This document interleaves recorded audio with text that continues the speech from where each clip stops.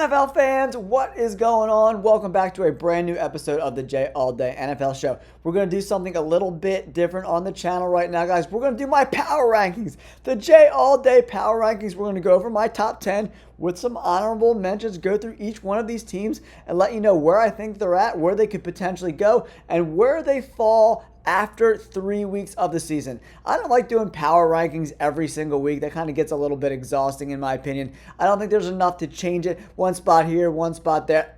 But I think we got enough information to give you a great power rankings list, guys. Let's get into the video. All right, NFL fans, before we get into these week 3 power rankings, do me a huge favor and smash that like button. It does really help us get into YouTube's algorithm. And if you want more NFL content, you got to subscribe to the channel. We added almost 10,000 subscribers this month, guys. It's crazy. Thank you guys so much for all of the support. And if you're into sports betting, I release my bets every single Friday, $4.99 a month. Make sure you check that out in the description down below. All right, let's kick it off, guys. Honorable mention time. I got 4 teams in this slot. We got the Commanders, the Seahawks, the Broncos, and the 49ers, right? The 49ers are off to a great start, but man, that injury to Nick Bosa is a huge red flag moving forward. They had a very young, inexperienced defensive line to begin with, right?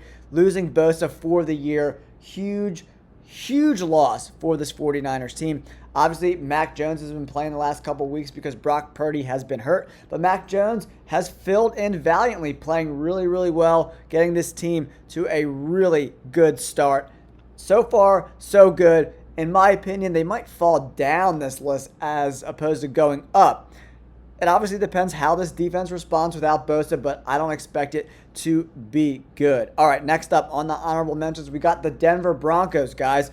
Kind of underachieving a little bit from where I thought they would be early, but it's a long season, guys. The first 4 weeks are kind of like the preseason anyway. We don't really know who these teams are until, around week 5, right? So Bo Nix has been pretty mediocre. The run game hasn't been great either. The defense has been okay, but they've been very susceptible to the run.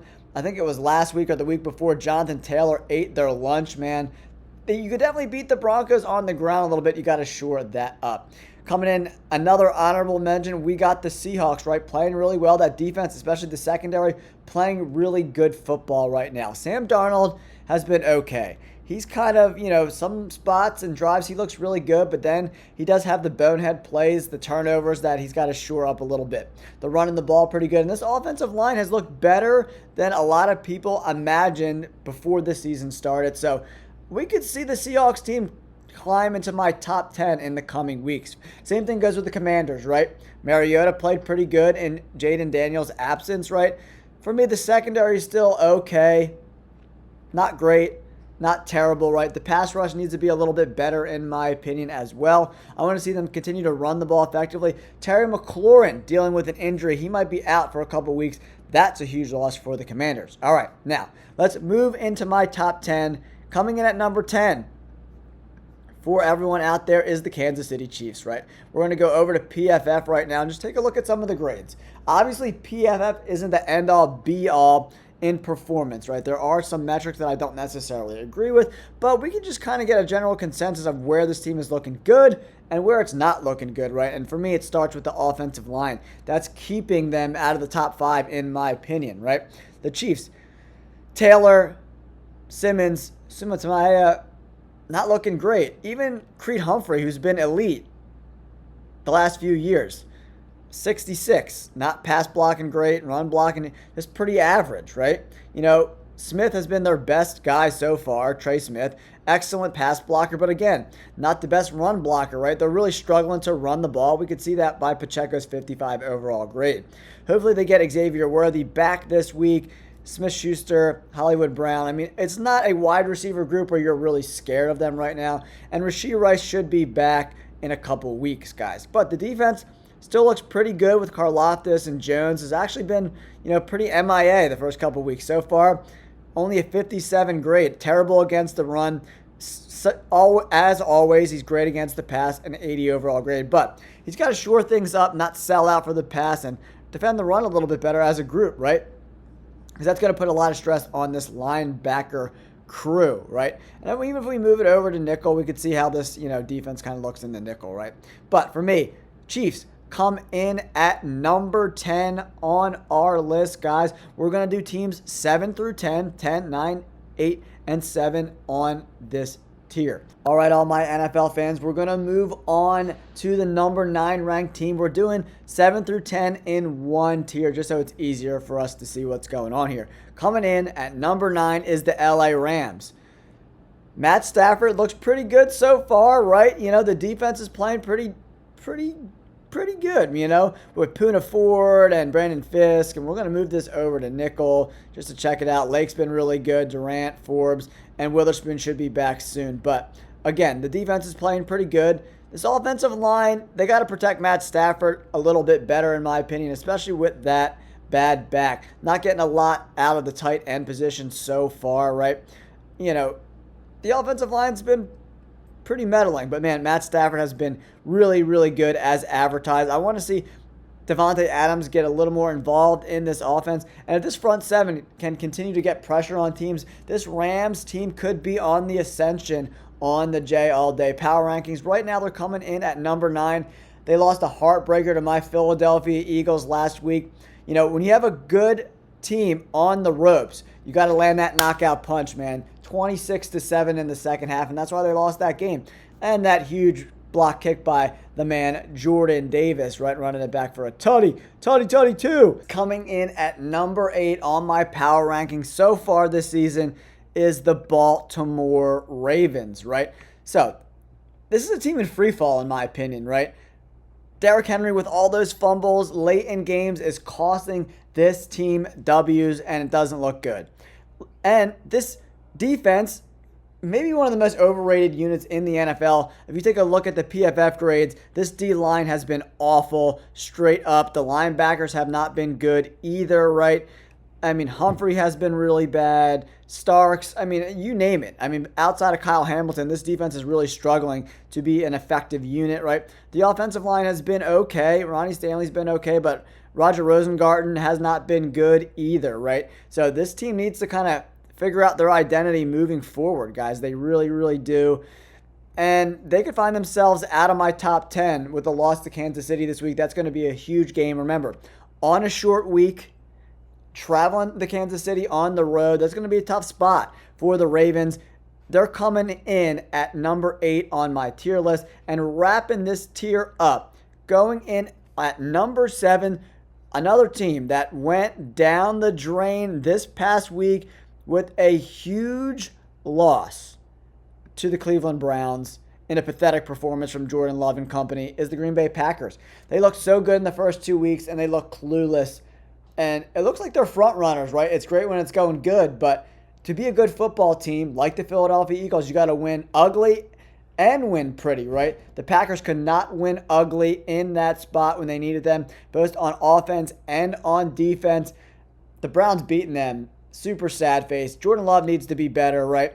They're at number 7 right now, but with a loss next week, they got the Cowboys, right? So they lose that game, they're going to be out of my top 10 for sure. But if Jordan Love can't get it done against that Cowboys trash secondary, we'll have to see what happens. But right now, we wrap up this tier. Chiefs number 10. We got the Rams at number 9. Ravens at number 8. And coming in at number 7 is the Green Bay Packers. Next up on this list, number 6. They just keep winning. That's the Colts. And for me, this team, the lifeblood of this team is Jonathan Taylor, right? He sets up everything. He sets up play action for Daniel Jones, who's been really, really good so far. That defense is playing pretty solid as well, right? But this team will go as far as Jonathan Taylor and this offensive line takes them, right? Jonathan Taylor has been flat out unbelievable. He is unbelievably talented, man, straight up. I know I'm using the word unbelievable a lot, but he's really, really turned it around. And this is where you look at PFF grades and you're like, Jonathan Taylor has a 74 grade. Yeah, you always got to take these PFF grades with a grain of salt, guys. But solid play overall on the offensive line. Rookie Tyler Warren looks good, getting contributions from Downs, Pierce, and Pittman, right? And the defense, especially the secondary for the most part, has looked pretty decent. Good safety play. okay cornerback play. Laiatu looks really, really good so far in year number 2. I want to see a little bit better play from this linebacker core, right? I do think this team is good, but, obviously who they're playing matters a lot. So that's why I have them at number 6 right now. But Daniel Jones, so far so good, right? We haven't seen him battle a bunch of adversity, right, and had to go win a game in the fourth quarter, one drive to go. But as long as Jonathan Taylor is ripping off 6 yards per carry and over 100 yards each game, it's really going to open up things in the middle of the field for this offense where Shane Steichen and Tyler Warren and Daniel Jones can be really successful, guys. I like the Colts. I'm excited to see where Shane Steichen and this team go as the season progresses, right? Top 5! Here it is, guys, the J All Day Top 5 Power Rankings list. Here we go. Coming in at number 5 is the Tampa Bay Buccaneers, man. What Baker Mayfield has been able to accomplish without a slew of offensive linemen, man. Godecki's been hurt. Wirfs hasn't played all year. No Godwin. They have a rookie in Ibuka. Now Mike Evans is out for the foreseeable future with a hamstring injury. It's really remarkable what he's been able to accomplish early on in the season, considering the offensive line hasn't looked great. And, man, Bucky Irving, how does he have a 55.9 grade? I don't understand that at all whatsoever. I think Bucky Irving has run the ball extremely effectively for this offense, right? So, like I said before, you got to take these PFF grades with a grain of salt. But overall, the defense is playing pretty good. Baker Mayfield is just willing his team to victories over and over and over again. Really tough matchup versus the Philadelphia Eagles, who really turned it on in the second half versus the Rams last week, guys. So, Baker Mayfield is a big reason why this team is in my top 5, and he's just playing the best football of his career right now. He looks really good, and his teammates love him, and they would go to battle for him, go to war with him, and that's a huge part of this. That's why Jalen Hurts, give me Jalen Hurts over Lamar Jackson any day of the week. Any day of the week, I would take Jalen Hurts over Lamar Jackson. No doubt about it, guys. Anyway, back to the Buccaneers. Emeka Egbuka has looked tremendous as a rookie. Great hands, excellent route runner.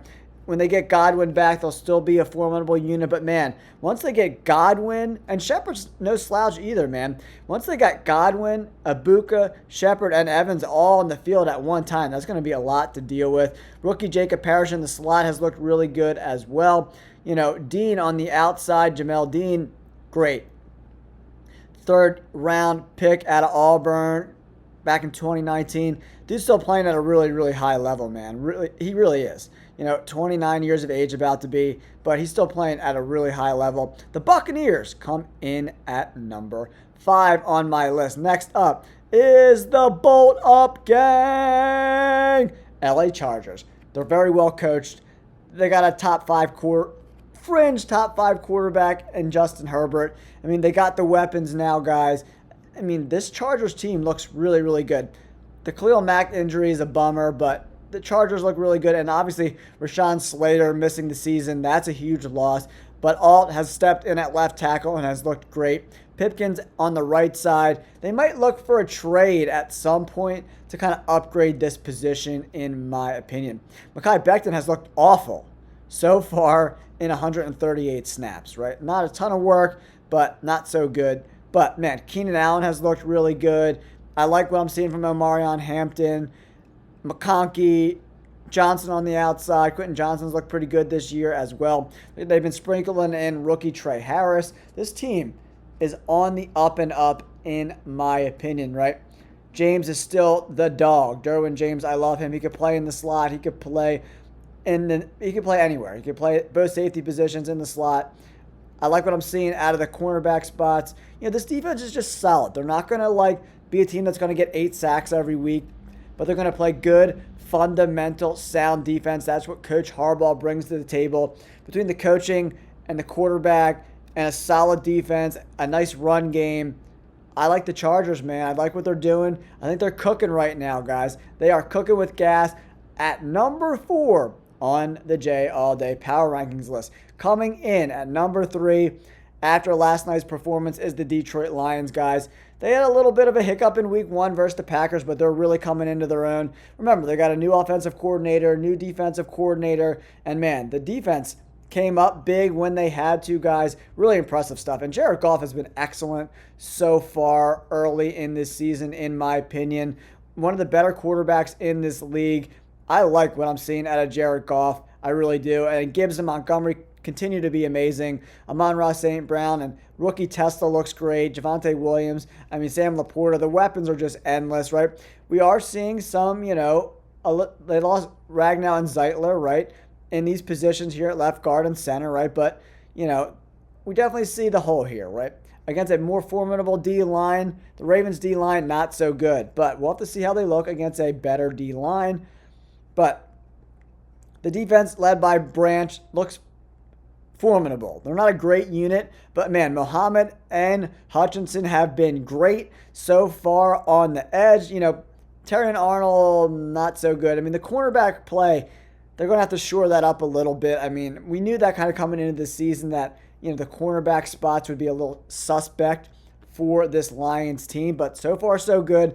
This offense is just going to keep them in every single game, right? If their defense can even be mediocre, this Lions football team is going to continue to win a lot of games. Coming in at number 2, who's it going to be, guys? Who's number 2? Let me know in the comments down below. Guess real quick before I tell you guys, who's going to be number 2? Buffalo Bills. Philadelphia Eagles. That's right, I'm not an Eagles homer, guys. Philadelphia Eagles are going to come in at number 2 on our list, right? They had a great comeback win. A lot of luck involved. The Eagles should have lost that game straight up. I love the Birds. I'm a diehard. But they should have lost that game.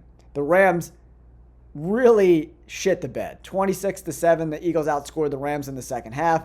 They let one slip away, guys. They really did. They had the game won. You make the kick, it's over. The Boo Birds come out. But that was not the case, man. Big special teams play by Jordan Davis, scampering the big dog, running all the way for a big old tutty. But the Eagles got to be better on offense. Kevin Patullo, the new offensive coordinator, has been mediocre at best, right? Through 2 games and the first half of that third game, this offense was sluggish, inept. Saquon Barkley has been MIA, and the passing game was stagnant, right? A.J. Brown and Devontae Smith were barely involved the first couple of weeks. So Kevin Patullo, not my favorite offensive coordinator in the league so far. Can he turn it around? Kind of parlay the success we had in the second half versus the Rams. Pretty good unit over there in LA defensively. Can we parlay that into future success? Remember, the Eagles started out a little slow last year offensively the first few weeks. And then after week 4, they really were cooking with gas, right?